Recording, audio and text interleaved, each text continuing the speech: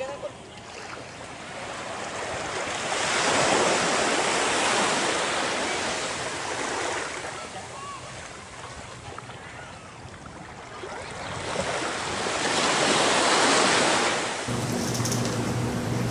there. I was planning to not really do any more firearms videos on this channel. I had done a few before. This is basically the channel I use now all the time when I'm on YouTube, instead of the other one that I used to have. So I ended up putting a couple of firearms videos up here.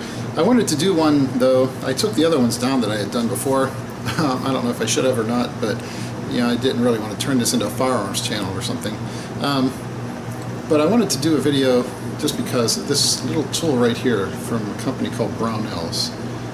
It's a disconnect scraper tool for the 1911. You can see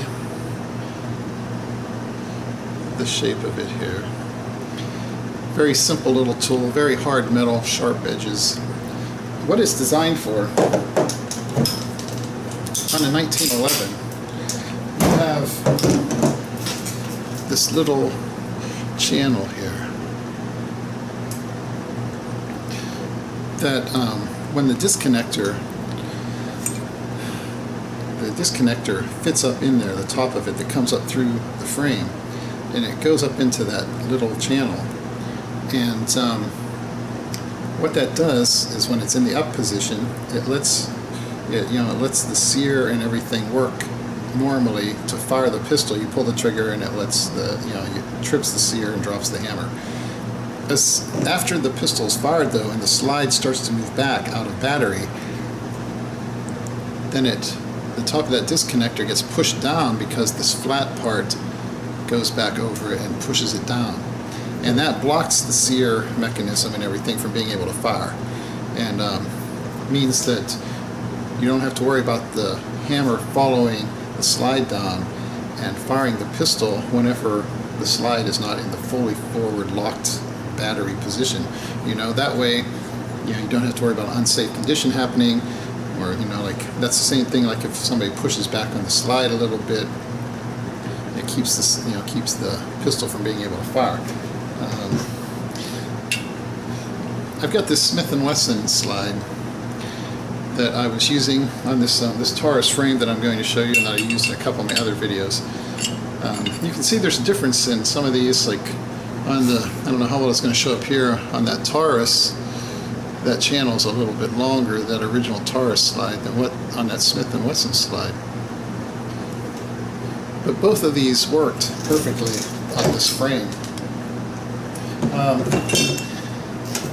I thought about buying some night sights for that Smith & Wesson slide. I really wanted a Series 70 slide though that didn't have any kind of holes in it for the firing pin safety. I ended up taking the parts out of that Smith & Wesson slide so I could use it on here.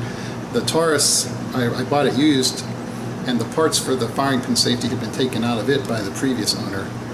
And so I just kind of wanted a Series 70 slide on here. I put the little spacer in from TJ's Custom Gunworks or whoever, to keep the sear and everything from floating around in there in the space that used to be occupied by the frame parts of that Series 80, mechanism. But I found this slide on eBay. It's Rock Island Armory, and it had night sights already.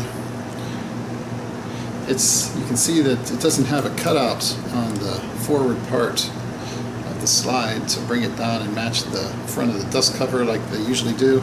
It came off a pistol, one of their ones that has the full-length dust cover with a rail on it. I personally think it looks pretty cool though. That's not the prime reason for buying one, but especially when it's locked back, you got a smoother look. But it doesn't. I don't know what it would be like trying to put it in too much of a form-fitted holster. It's a good slide.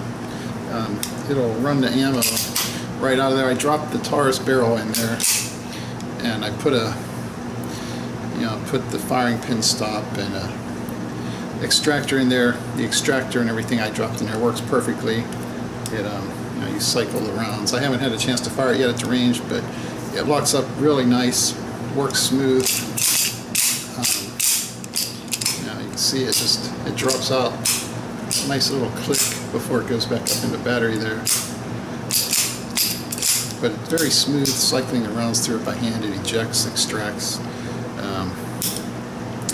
But the problem I ran into was that disconnector groove in here, that channel. When I first put it on here, it would not let the hammer go all the way.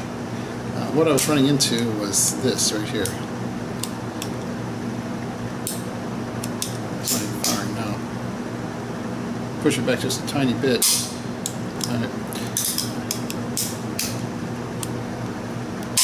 Right there. It wasn't letting the hammer fall all the way. It was just going kind of down to the half cock notch. And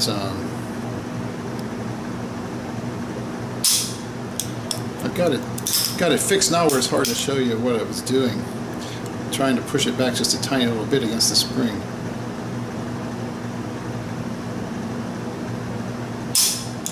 Yeah, I've got it kind of fixed now where it's hard to duplicate what it was doing. But you saw that one time where it kind of, just like that. It wouldn't fall all the way down. And the only thing I could figure was that there was something with that disconnect channel. And so I bought that tool, and the way it was before, when the slide was all the way forward, it would not let the hammer go all the way down. Now you can see it's perfect. Fires the way it should. It goes, right down, hits the firing pin like it's supposed to. This disconnect channel scraper from Brownell's, when in their ad on their site, when I was looking for something, it says something about that annoying click or whatever when you move the slide. I wasn't encountering a click. I was just not having a pistol that would even fire. But all you have to do with this, you can fit it in this channel, and you can scrape out. I did a little bit, just kind of like up in there and like pulling it this way, and then do some, kind of like this, holding it, pressing it down against the table, and like just working on the very front part of that channel to get it so when I would put the slide back on, in its correct position, the way it would be with the slide stop lever in there. I was just putting it on, taking it off without having the slide stop actually in there when I did that. But I found the right point where it wasn't doing that anymore. When it was in the forward position, it was working the way it was supposed to. And I just thought I would share that.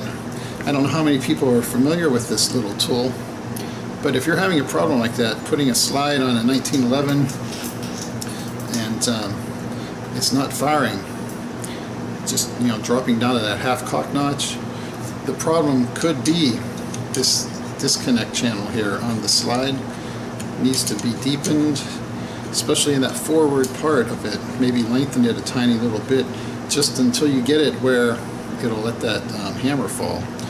And I was having serious issue with that.